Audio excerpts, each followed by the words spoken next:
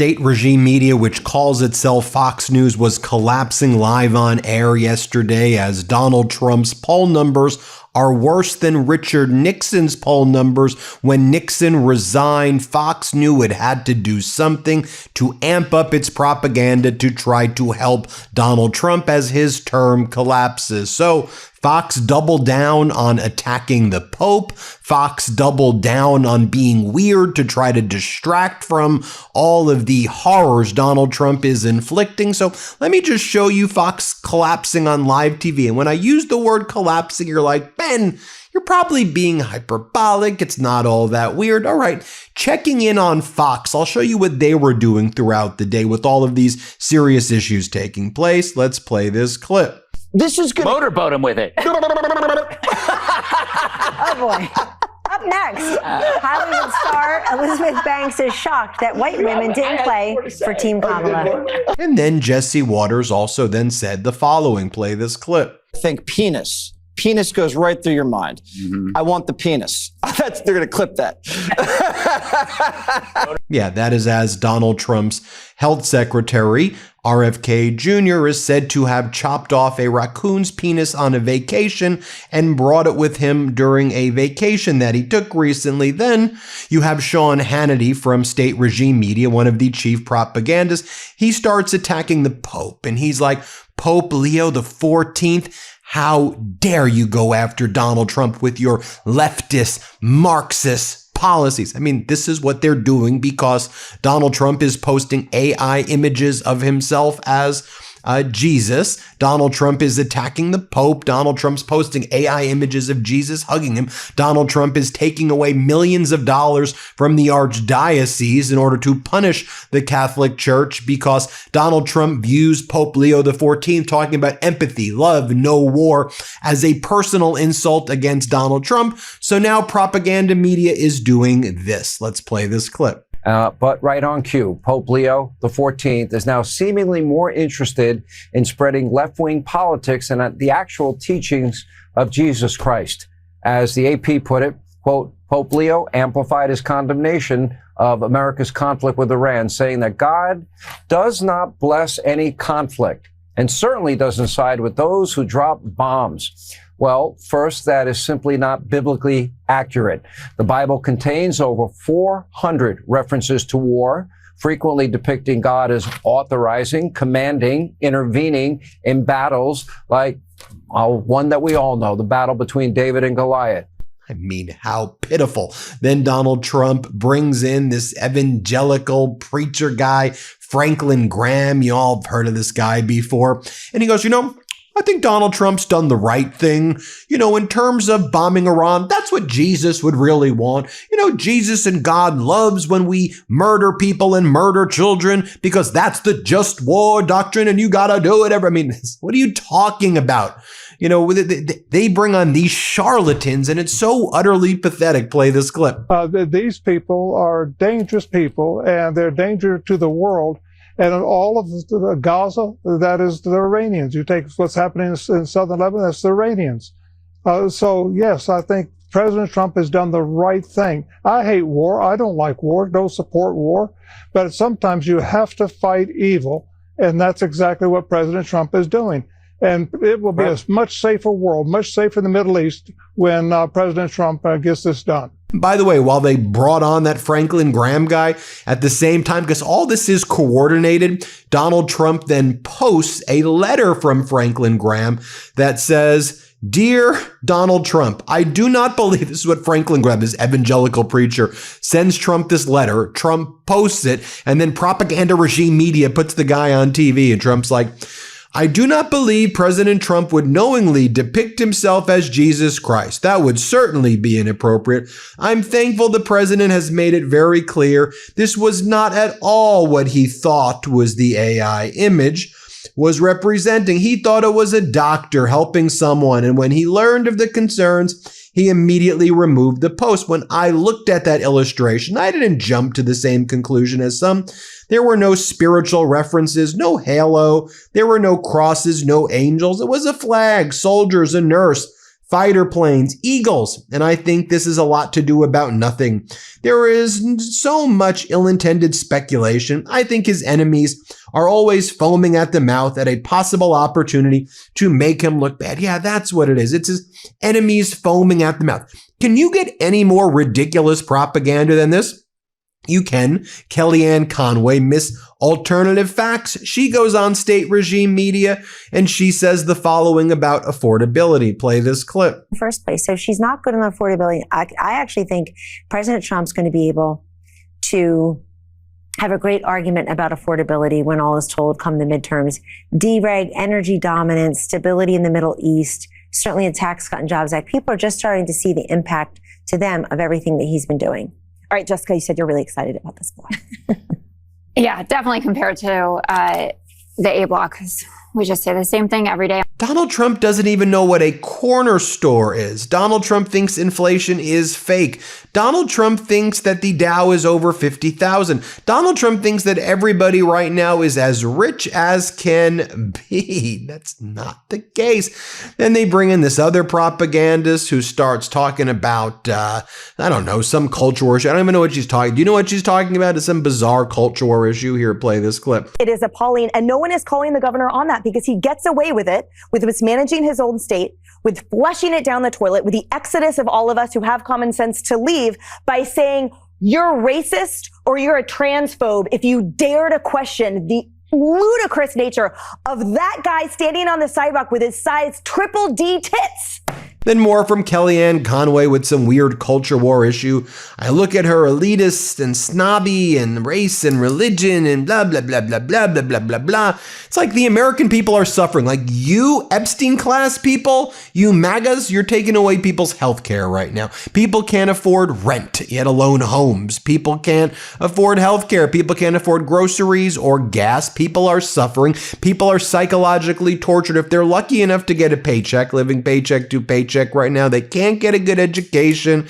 They see Donald Trump's craziness every day. ICE and Border Patrol, Gestapo torturing people. And this is what you're talking about. Play this clip. Jessica, I look at her as elitist and snobby, that she thinks all women should vote according to our gender. We vote according to somebody who shares our values, our position on issues, our vision, and not somebody who shares our gender. Attacking white women for not voting for Kamala is like so 2016. We got attacked for Hillary.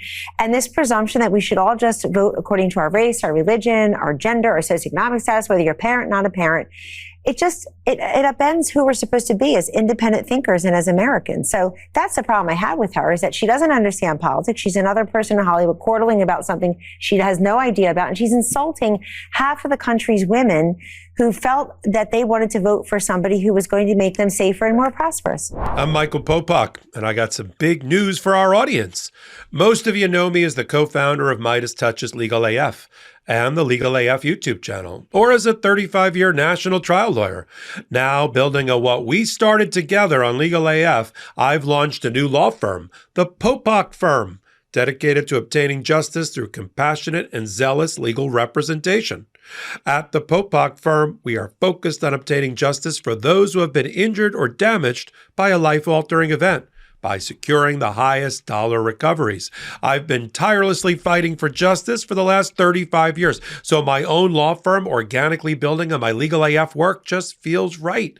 And I've handpicked a team of top-tier trial fighters and settlement experts throughout all 50 states known as big auto injury attorneys who have the know-how to beat heartless insurance companies, corporations, government entities, and their attorneys.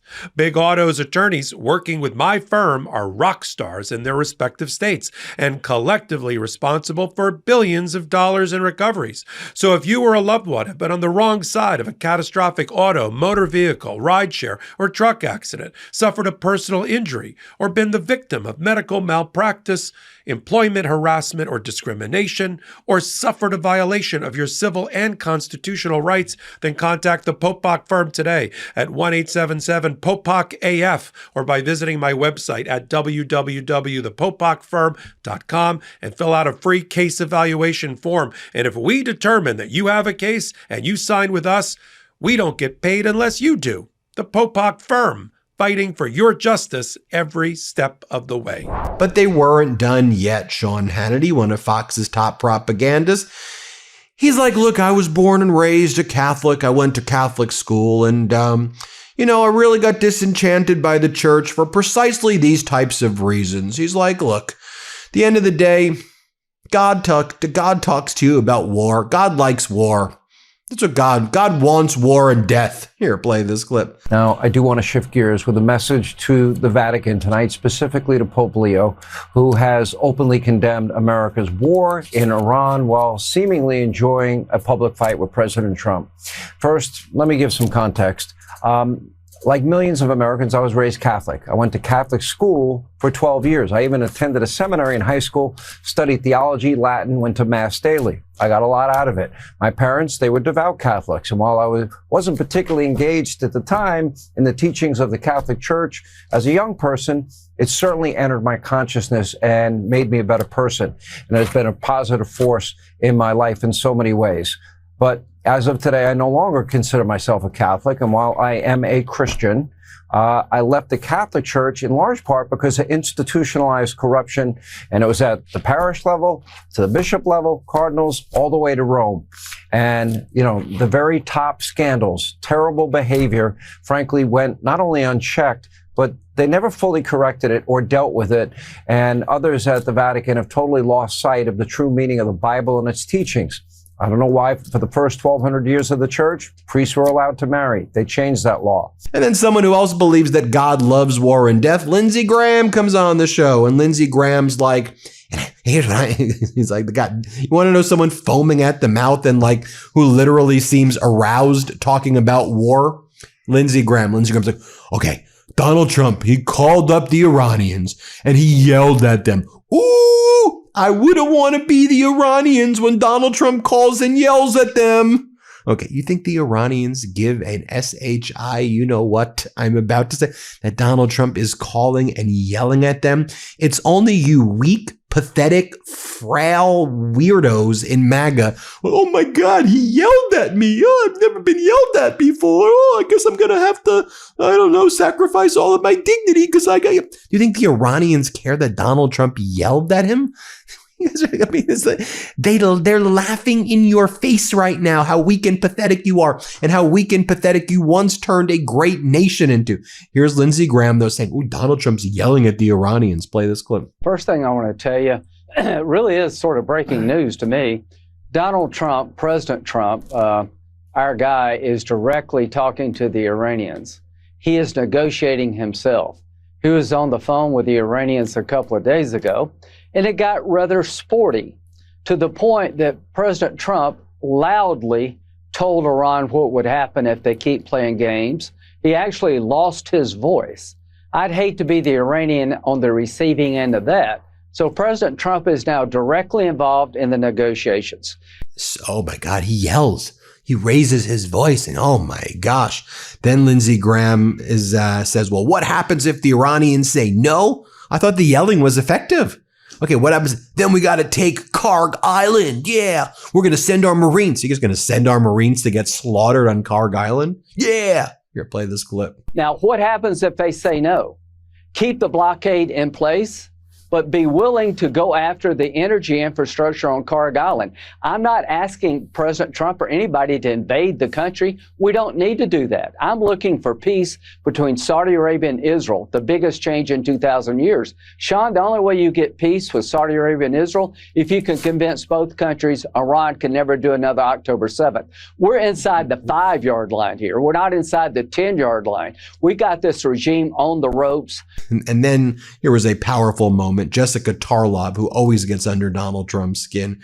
Here's what she had to say. Let's play this clip. So you want her to be the nominee in 2020? No, do but you want her to run? The twisting of what I was saying is crazy, Kellyanne. I did not say I want Kamala Harris to be the nominee. I said that the argument that you're making against the Biden-Harris administration falls flat when you look at what the Trump administration is doing. I'm going to look at the fact that Trump got elected on running against the Biden-Harris economy. And what do people think of him now? He has a 35% approval rating in most polls.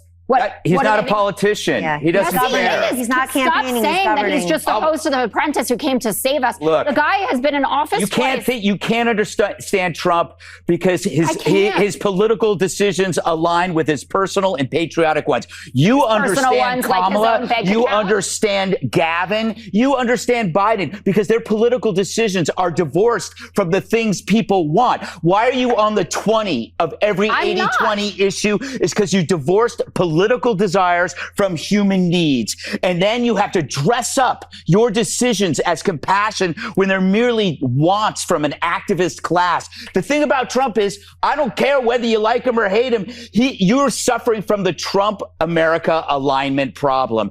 Political, personal, and patriotic desires all stack up, which means what he wants, the country tends to want. If it's 80-20, he's on the 80, you're stuck on the 20. They wanted the tariffs. Your defenses are getting more and more narrow because you say, we keep saying the same thing every day. It's because we have to, because you don't listen. I do. All I hear in my head is your voice.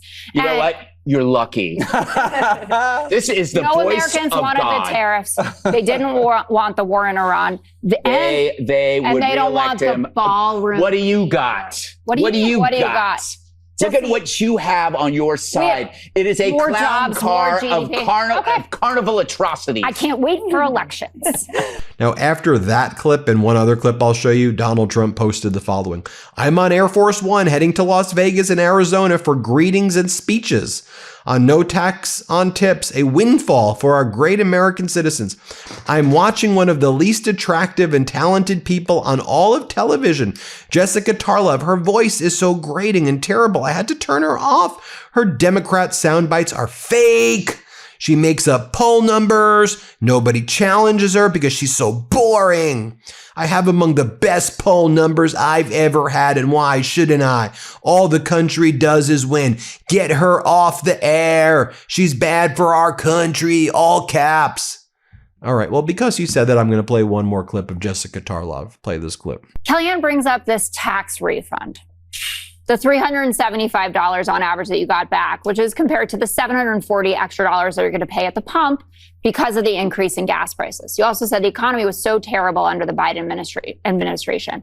More jobs were created. GDP growth was better. Donald Trump was elected. Why did they lose? What? Why did they lose? Because it wasn't good enough. And guess what? Now it's even worse. Donald Trump is over minus 30 on cost of living, minus 28 on taxes. And the difference between Kamala Harris talking about the gas prices and the collective burden we all bear to help out our friends is that Americans actually supported what we were doing vis-a-vis the Ukrainians. 71% after the Russian invasion said we should provide weapons.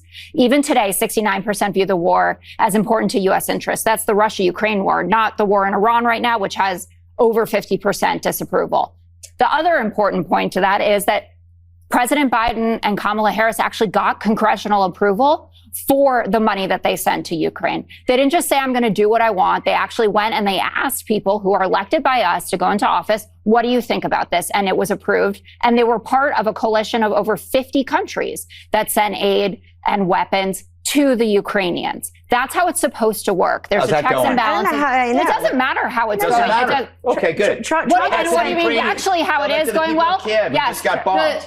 Well, first of all, there's a strong argument. We've extended this war for 4 years. I know you don't care about it. You should take a look, by the way, on what paying for it. This Trump is funny. did that. Trump did that. Wait, I can't believe you're defending Biden and Harris. I am. Most Democrats don't want to hear from them evermore. So you want her to be the nominee in 2020? No, but the twisting of what I was saying is crazy, Kellyanne. I did not say I want Kamala Harris to be the nominee. I said that the argument that you're making against the Biden-Harris administration falls flat when you look at what the Trump administration is doing. I'm going to look at the fact that Trump got elected on running against the Biden-Harris economy. And what do people think of him now? He has a 35% approval rating in most polls. There you have it, everybody. Let me know what you think.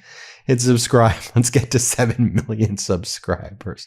Want to stay plugged in? Become a subscriber to our Substack at MeidasPlus.com. You'll get daily recaps from Ron Filipkowski, ad-free episodes of our podcast, and more exclusive content only available at MeidasPlus.com.